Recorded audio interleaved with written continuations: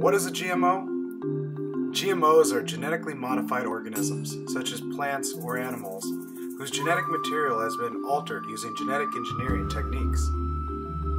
Why are they used? Most commercial GMOs are engineered to be resilient against herbicides or produce insecticide, but there is no GMO product currently on the market that provides any consumer benefit.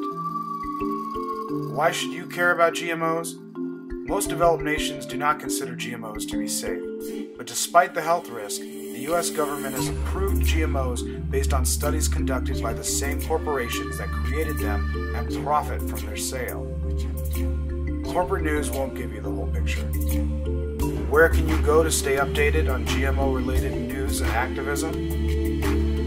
Nation of Change is not corporate news. We are a 501c3 nonprofit organization, and we have the ability to offer filter-free coverage on all the latest GMO news and views.